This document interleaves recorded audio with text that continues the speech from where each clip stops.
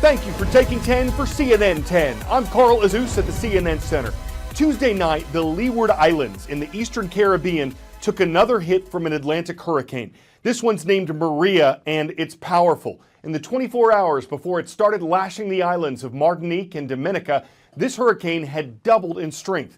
Forecasters expected Maria to be a Category 4 storm with wind speeds of at least 135 miles per hour when it made its first landfall. But there was some uncertainty about that because Maria was expected to keep growing. Several Caribbean islands were devastated by Hurricane Irma less than 2 weeks ago. Communication lines are still down in the British Virgin Islands, and they could now get hit by Maria. As of last night, the storm was spinning northwest toward the U.S. Commonwealth of Puerto Rico. The governor there declared a state of emergency to free up government funds to help with disaster recovery. If Maria makes landfall there, that's likely to happen on Wednesday. And if it does so as a Category 4 hurricane, it would be the first one that strong to hit Puerto Rico in 85 years. The National Hurricane Center predicted rainfall of 6 to 12 inches on the island, with some areas possibly getting more than 2 feet of rain. That could lead to flooding and mudslides. 10-second trivia. Which of the following pathogens is a virus? Salmonella, typhoid, E. coli, or influenza? All of these options are bacteria except for influenza, otherwise known as the flu virus. Anyone can catch the flu at any time, but there is a flu season in the U.S. when epidemics are more likely to happen. It often starts in October, hits its peak in midwinter, and can stick around as late as May. Scientists don't know exactly why the flu flourishes in fall and winter months, but they think because people spend more time indoors in groups, because they get less vitamin D from the sun, which improves the immune system, and because the air is colder and drier in the winter. These factors could all help the virus spread from one person to another. Most people survive most flu strains, getting sick for a week or two when they catch the flu. But because the disease can be deadly, and because it infects so many people, it's closely tracked by health officials every year. Influenza, better known as the flu, is a respiratory infection that typically lives in birds, such as chickens and ducks. It's a very impressive virus that can exchange parts of its genome, which are like its internal instructions, with other influenza viruses and even take on their traits. A major outbreak of the flu typically occurs every 2 to 3 years. In 1918, the Spanish flu killed nearly 3% of the human population. In 2009, the swine flu reached international headlines as it circled the globe, infecting millions. Today, what would a large-scale flu pandemic look like? Well, it could get very bad very quickly. You could expect basic services to break down because of people staying home from work, hospitals to be overwhelmed with sick patients, and other supplies such as food and other items to become scarce. International trade and travel could also become disrupted or severely delayed. Basically, our way of life could grind to a halt. Here's the good news. The government has a well-developed pandemic response around the flu. It's modeled after what they're calling a zombie response. Biosurveillance programs that try to predict which strains of the virus will become the most prominent during a given flu season run year-round. Vaccines against the flu also prevent over 5 million cases annually. The flu may be an everyday threat, but it's one you can prevent and prepare for. From the Pop Warner League to the NFL, football season is in full swing in America. So are concerns about concussions. While football isn't the only sport that regularly sees these brain injuries, they often occur in soccer too. Football accounts for the most concussions per year. So a lot of research has gone into designing helmets that better protect the brain. Visus is one company doing this. Its 01 helmets sell for about $1,500 each. The average helmet for a college team can go for $400 or less.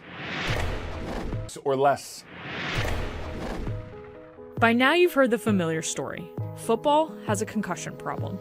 The head as a weapon on every single play of every single game, of every single practice. Today's football helmets are effective at doing what they were invented to do: prevent skull fractures and brain bleeds. But they don't do much to decrease the force placed on a player's brain in a collision. Have you yourself ever had a concussion? Yes, ma'am. Multiple concussions. There's some that are just little stingers that you can feel a slight headache and then it goes away. There's some that I've had that you don't recognize where you are. The product that we have now, it's the same product we've had for the entirety of our careers and childhood growing up. So there's not really much available in terms of the innovation for safety. Really, there's not much you can be concerned about because of the fact it's either you play or you don't play. That's where Vices comes in, a startup that's turning helmet design on its head. We've completely redesigned the helmet from scratch. Linear forces are less likely to cause a concussion than rotational forces. What we wanted to do was try and address rotational force and reduce the energy that came to the outside of the head. Current helmets on the market have 2 layers, a hard outer shell and an inner liner of foam padding. The Vices helmet has 4 layers. The helmet works much like a car bumper, crumpling to absorb force before it can reach a player's brain. We wanted to employ some of those principles that have been used in automotive safety. The idea of a crumple zone or bumper, a helmet that yielded and therefore slowed impact forces before they reached the head and brain. It's not as soft as you might think because it has to withstand the impact forces that you see on the football field on Sunday. Why columns? And the columns are able to buckle when there's force applied, but they can also move what we call omnidirectionally. So if you get one of these side impacts or shearing type impacts, the columns can actually move back and forth. And so by doing that, they can absorb these rotational type forces that occur. Vices won $500,000 as part of the NFL's Head Health Challenge with General Electric and Under Armour. And the company has a roster of current and former players supporting its efforts. Why invest? Why not just say, I'll wear the helmet? You gotta put your money where your mouth is, right? We're dealing with something right now that is threatening the future of our sport. And the only way that we can attack that and solve the issue is by making innovative technology available for the athletes that are playing the game. Vices is careful to say that no helmet, including its own, can prevent concussions. In fact, experts don't fully understand if there's any way to prevent concussions, period. The best treatment for concussion is prevention. Linemen in football who have subconcussive blows, they get hit on every play. Is it possible that their brains are being injured, not big injuries once, but multiple injuries every play? Now, will improved technology partially prevent? One can only hope so, but that's necessary but not sufficient. How do we know that your helmet will actually be effective? Currently, helmets are assessed based on their ability to reduce impact forces. Our job is to create a helmet that mitigates those impact forces more effectively than others. How that translates to concussion risk, we don't know. Right now, we can demonstrate and prove that we can reduce impact forces, and we can do that better than any helmet on the market.